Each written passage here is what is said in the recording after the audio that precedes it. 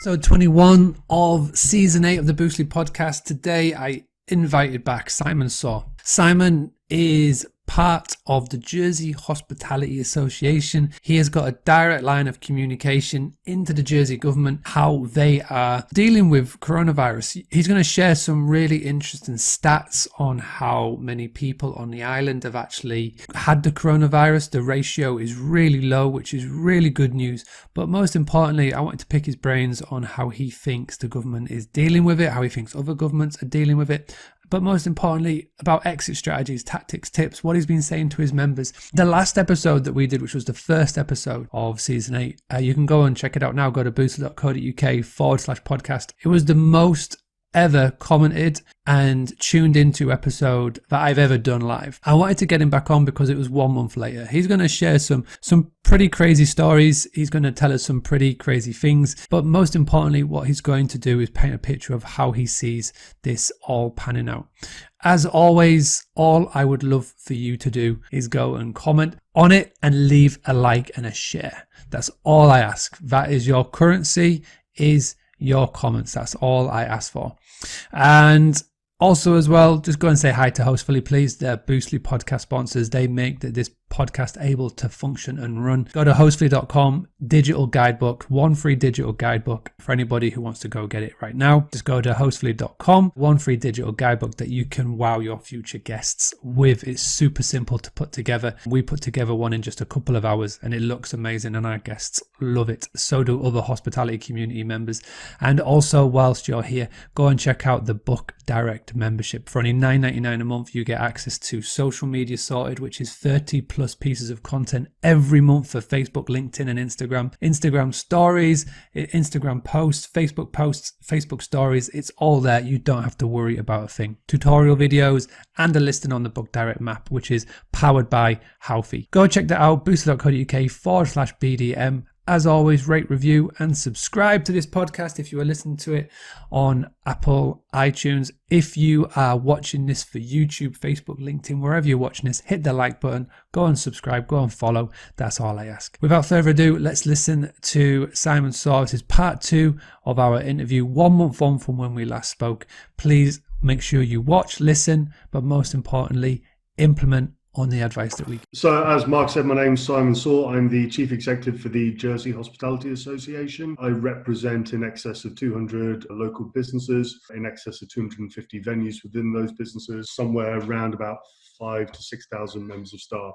I've been working very closely with the Business Liaison Group, which feeds directly into the emergencies panel over here, which is our version of the UK's COBRA. So we're providing live data, up-to-date data straight in. So any policies being decided can be done with our industry, which seems to be the most severely impacted, being very carefully considered with everything being put through. It's exactly 1 month since we spoke. We covered so much last time. I've listened back to the interview a couple of times. Obviously, I've done the video, we've done the editing, we've done all the things for YouTube and whatnot. Since then, what has been the biggest change in the sort of the message that the Jersey government have been saying? We find ourselves slightly behind the curve compared to UK. We've taken a little bit longer to move along in the timescale. We started our lockdown a bit later than you guys did. We've been working, it was a gradual lockdown over a period of about a week to, starting to close off various businesses, what can operate, what can't, to the point where we're now in a lockdown position where it's what's deemed as essential only. Within our industry, it's accommodation provided for key workers,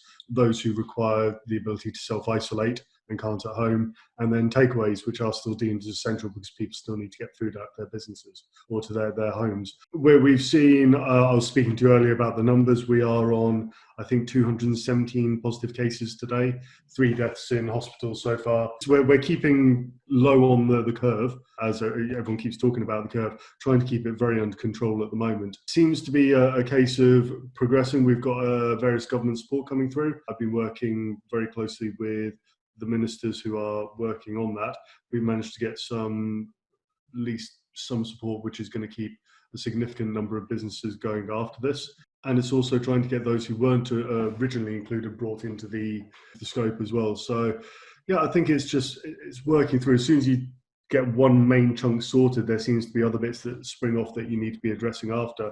We've been making the progress we need to, I think, so far. When you give those rates, obviously free dead, very low, people have actually got it. How many people actually live on Jersey? Probably about 110,000. Really, really low numbers there, and obviously you're in the lockdown, which is obviously helping. How is the hospitals on Jersey? How many hospitals do you have, and how is everything there? Like the reports that are on the island. So we've got one main hospital. They are currently building an emergency hospital site just in case we have outbreak hit a level where we need additional support from the health side. There's every chance we do get to that stage, so it's making sure we have the preparations in place for that. That should be ready within a couple of weeks, I believe, from what they were saying. Fact is, we are a small island. We've got a hospital which is big enough to look after an island of this size during normal times. Obviously, gearing up for this level, they do have to look at additional support to provide enough to cover everyone off. How much communication does the Jersey government have with the British government in all of this? When you're feeding in those numbers that you gave me, is that what gets shown over here in the daily briefings, or is it something separate? So we are separate. We aren't part of the UK government. We have our own government, but we are a Crown dependency here. Our figures, I believe, are fed into UK. We talk to UK. We talk to a lot of other jurisdictions about how they're managing, what steps they're taking, and what is appropriate at what stage. Our decisions are based on where we're at, what is happening currently, and how we expect to control it in certain situations. They are still looking at the herd immunisation approach, which is the idea that you want to try and get about 80% of the people to have had it at some stage. I think it's going to be quite interesting when they finally do the antibody test. We are expecting that at some stage, and that will be to see who has had it. My suspicion is this has been around a lot longer than most of us realise, especially in the UK, and I think we're going to see a lot more people coming back having had it than we think or would have thought. That's something that I've heard a lot of people say, that we assume that people in the UK have had it since the end of February. Are you saying that from what you may think with these antibodies, that it actually might have been around a lot sooner? Because there are people that I talk to, and everybody knows somebody, but they're saying that it could have been here at the back end of 2019. Is that sort of along the lines of when you think as well? Don't dismiss the idea. I think it's a case of looking at it and saying, is it possible this was the case? And in my mind, you speak to a lot of people who said they suffered from very almost chesty flu-like symptoms back then. And I know a significant number of people who said they've come down with those symptoms way before we even thought this was hitting our shores. If it is the case, if it was around at that point and it hadn't been diagnosed at that stage, then it actually puts us in a very good position, because we could find a lot more people have got the antibodies, have already passed through it, and are in a safer position now, meaning that the recovery stage will happen a lot quicker if we do get to that point. A couple of flights coming in a day. The boats have stopped passengers. They're still bringing goods in. The flights are coming over for essential workers, people repatriating, whatever it happens to be there. But there's no one coming over for leisure purposes at this stage. That's all been shut down. Hotels are shut, with the exception of looking after key workers, essential workers, or those needing to self-isolate somewhere. They can also remain open for people who might have been using them for a temporary residential status if they had to move out of their home for a period and must continue living elsewhere. That's still allowed. Restaurants are shut except for takeaway, cafe, or anything that you can do takeaways. That is it. There's no ability to sit in anywhere at this stage. And I think there's obviously a lot of concerns surrounding businesses that focus primarily on people visiting the island to get the revenue coming in. You obviously are speaking to a lot of people. Have you got any success stories? Have you got any good news of people that have maybe pivoted, maybe restaurants that have started up doing deliveries? Has there got any good news to share? I've got to be careful what I define as good news, because we have quite a few members who've adapted their business plan, I suppose, to shift over to a takeaway only basis this period. It doesn't make up for the loss of revenue that they previously had. What it does is provide enough income that they can bridge between now, with the wage grants we have coming in over here, and reopening. It allows them to get enough in to support, because in Jersey, the government will cover 80% of the wage, but you still have to pay the additional 20% to make it up. The only ones who are taking people in at the moment are going into some of the hotels, etc., who have got the facilities in place for those. We have some self-catering who are offer the ability for especially key workers who want their own cooking facilities to be able to operate with that. But no, as general, most people are sort of shut down. Those in particular who are the holiday home side, we have a very heavy business visitors to the island, a lot of business tourists over to the island. So there's a lot of apartments which are focused towards providing them with an opportunity to have a service department without having to stay in a hotel for what they're. So how would you personally say that the way that the Jersey government has dealt with all of this, has overall dealt with coronavirus and COVID-19? I've got to be quite careful here because I'm dealing with them on a fairly regular basis, daily basis at the moment. I've said this to them. I think the communication, both internally and externally, hasn't been up to the standard we needed. However, we've got one minister in particular who's been working very, very hard trying to provide as much as he can for us. We have in place now, although a little bit later than when we actually needed it, a facility to get wage grants which can help support people to retain their staff during this period. But we have to understand we aren't part of the British government. We don't have the Bank of England funding our payroll here. We have to use up our rainy day fund. We do have a significant rainy day fund that is finite. And, as a small island, a small community, we have to look at what we can do to then bring that back up after. It is understanding that we've been through a crisis 75 years ago it finished. That had a massive impact on the island. We saw a new face of the island come through after that, but we also saw an element of community come out of that. I suppose going back to it, the government are doing a lot at the moment. I think there's a lot of good measures coming through, but there's also a lot of issues that have arisen because of this.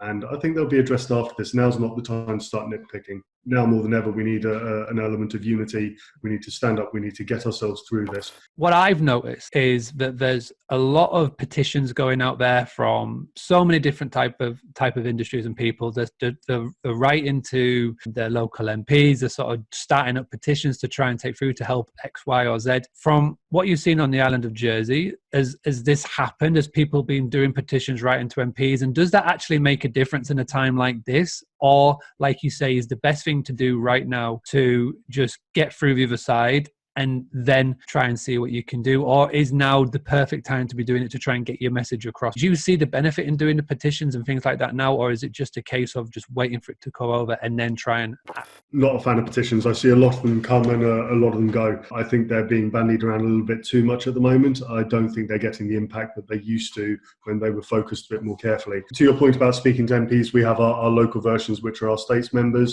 all voted in every 4 years. People are writing to them, they're calling them. The main guy we have dealing with the situation over here, who's our assistant chief minister, which is the second top politician we have on Ireland, has been doing an incredible job.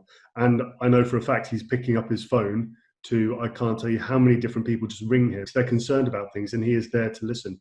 He's going out of his way to make sure he can respond to them, he can listen to them, and he's taking everything on board. And it's actually quite refreshing to see that level of engagement. You are never going to get this perfect first time with something that is this quick in reacting, happening this fast, in an unprecedented time. And I hate using the word unprecedented, but we've not dealt with anything like this before, and they do not know how to react with it. I think the jobs they're doing are incredibly high pressure, and to at least come up with something which for the majority is providing a good result, I think is really good at this stage. Have you got a message to hospitality businesses that you may have been speaking to on the island or just in general? Obviously, you're part of the hospitality community and you're very active, and there's lots of people sort of maybe reaching out now for advice. What has been the sort of the main advice that you've been passing on to hospitality owners to try and spread a bit of good news to try and help them get through this and come out the other end? Very clear that I see a lot of people who they're struggling with dealing with what's going on. And I'm not just talking about accepting it. It's a massive impact. They've worked in some cases dealing with very small operations where it's only them and maybe one or two other members of staff. They're putting every penny they have, all their time and all their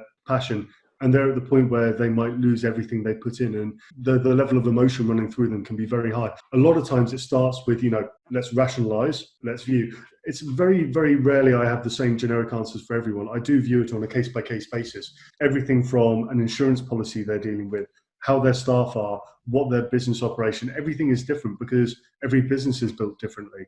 We aren't an island filled with chains. We are a lot of independent businesses here, meaning that each of them will have their own USP, and they're taking that unique selling point and creating something that hasn't really been replicated that much in the island. If they want to be able to deal with their individual problem, you have to analyze it on a case-by-case basis. And I've been quite creative and sat down and had over the phone, had some very long conversations with people. And it's about being as creative as possible to try and get their business over the line. So the small business owners, it tends to be a cash flow situation. These guys, they're not earning, they haven't got massive bank balances built up. So it's a case of, can they afford to get through to the point where they reopen with enough money to reopen their business, to buy that initial stock, to cover off anything they might have had outstanding at this stage? Some of the bigger businesses, they're looking at the staffing levels.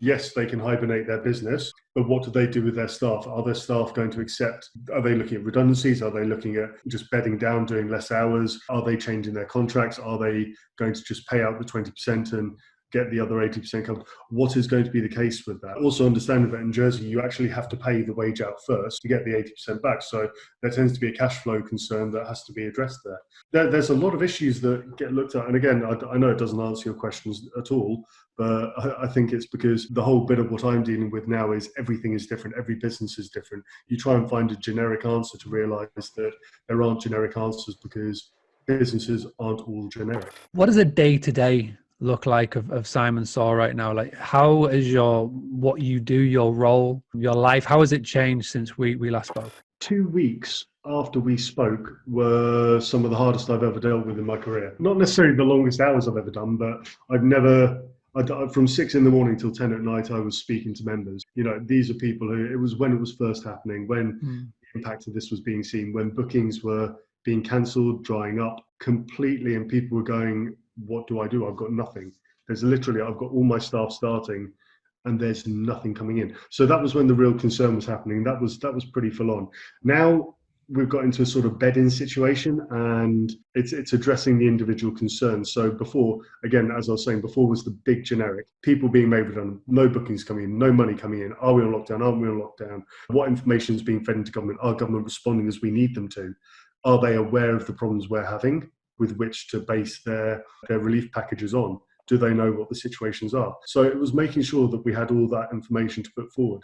We provided we've done surveys out to members, which provided some real key data, which was fed directly into the ministers to allow them to work out what support levels were required and how they needed to take place. I guess the final question before we move on to the quickfire ones and end on something a little bit fun. Are you confident? Are you confident for the Jersey Hospitality Association? Are you confident for the Jersey tourism that when this is over, that life will turn to a new normal and things will be fine? Or are you right now, like others, like worried or like skeptical of what's? So yes, you said new normal. We are not going to be the same coming out of this. There's no question about that. How does our community change? How does our industry change? How do people traveling change? How does the way people view holidays change? And I think that in itself is a big talk, which I'm sure you'll be dealing with at some stage.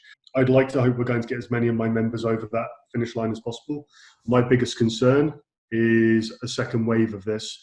And if we haven't got enough people who've had the virus in place, what the impact of that second wave could be. Good that we had this conversation on the 16th of March when it was so raw, having it now on the 13th of April. And it'll be good to have it again at some point in the future, just to sort of have a little timeline, a little check-in to see what's happening. So I really do appreciate it. And I know that there are a lot of people watching live, and I know that there are a lot of people who watched last time that really did appreciate doing something like this.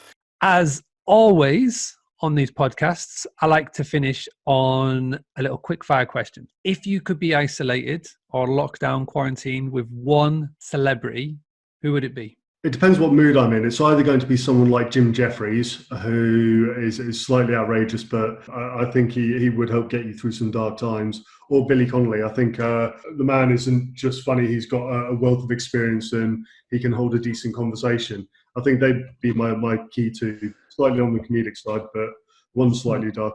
I said on Friday that mine would be Joe Rogan for very similar sort of reasons. So obviously you're a busy person and you're running around and all the things. Everybody has a to-watch list, whether it's on Netflix or whatever. What has been one movie or one series that has been on your to-watch list that you hadn't had the chance to do so in the past, but are now getting that chance to maybe watch it back or watch it? Two films, Captain Marvel and Avengers Endgame. I've just got Disney Plus, so they're happening very soon. Nice. 2 series, Mandalorian, and I'm also catching up on Brooklyn Nine-Nine.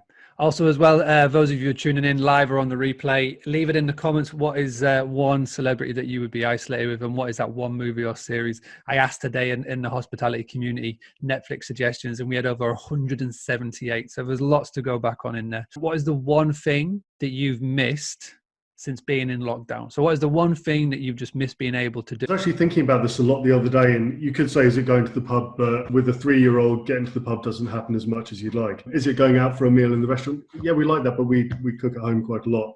Anyway, I think I realised, and it sounds silly, it's actually going out and having a coffee with my members. So I spend a lot of time, my meetings are out and about with members over a coffee, and it's also a chance to catch up and speak to them. I was thinking about this over the weekend, and I think it really hit today. I really miss the football, not being here, having that escapism for like that 90 minutes, not having that. And I'm a big Liverpool fan. We are just 2 wins away from this Premier League if it happens. So just having that, and again, the escapism falls into movies and going to the cinema. Again, like, is that going to be something that we were able to do, like, you know, in the future? You know, there's so many movie chains now you can see over in America. AMC are having to ask for bailouts and all the things. So yeah, having that, definitely missing that. So in the last 12 months, if there's something that stands out under £100, what has been your favorite, your best purchase? Above £100, because I've got something which I don't normally spend money very often. The missus holds the purse strings, etc. Let's do it. Go for it. My coffee machine broke after 7 years. It was about 220, 230, I think. We picked it up for. It's the best thing. I got a replacement for it.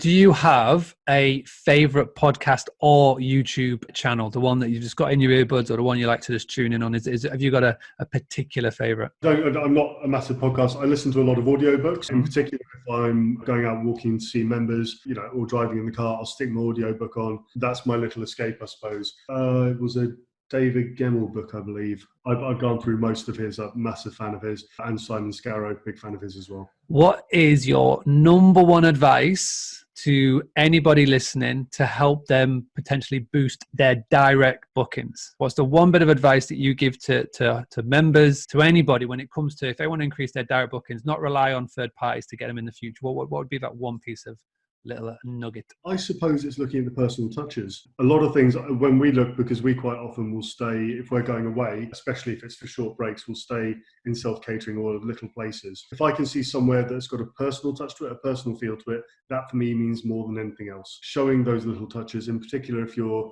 looking at self-catering accommodation, showing things that you've done, things that you've made it your own, not that generic style, not just the typical put in repeated sort of thing. Show something that really personalizes it, and I think that means more than anything else. I just want to say thank you so much for doing this, Simon. We really, really, really appreciate it. I know the people in the comments appreciate it as well. If anybody wants to get in touch, where's the best place? Is it social media? Is it an email? Or if anybody wants to just reach out and just say thanks for this, is there any preferred place? I'm on social media. They're welcome. My email's public anyway. It's simon@jerseyhospitality.com. Always happy to answer any questions. I do look at, I'm a member association. I do primarily look after my members. During times like this, my advice is always there if anyone needs it or wants to chat or wants to bounce ideas, anything at all. Thank you to everybody that has tuned in. If you could do me one big favor before you leave, there's a little share button in the bottom left-hand corner of your screen. Tap that, share it on your personal wall, share it on a business page, share it in a Facebook group, tell people about what we're doing. For today's show notes, I have mentioned this already, boostly.co.uk/podcast. Go there and you can go and find out more about everything that we have chatted about today and more. And if you want to get a 5-step guide on how you can increase your direct bookings, go to boostly.co.uk/5-step. All right, thank you very much. Tomorrow night or the next episode, we're going to be back with hospitality owners that have been able to get bookings during this period, have income and revenue come in. They're going to share their stories to see if you can pick up on anything, to see if you can put it into practice in your business. For now, thank you so much.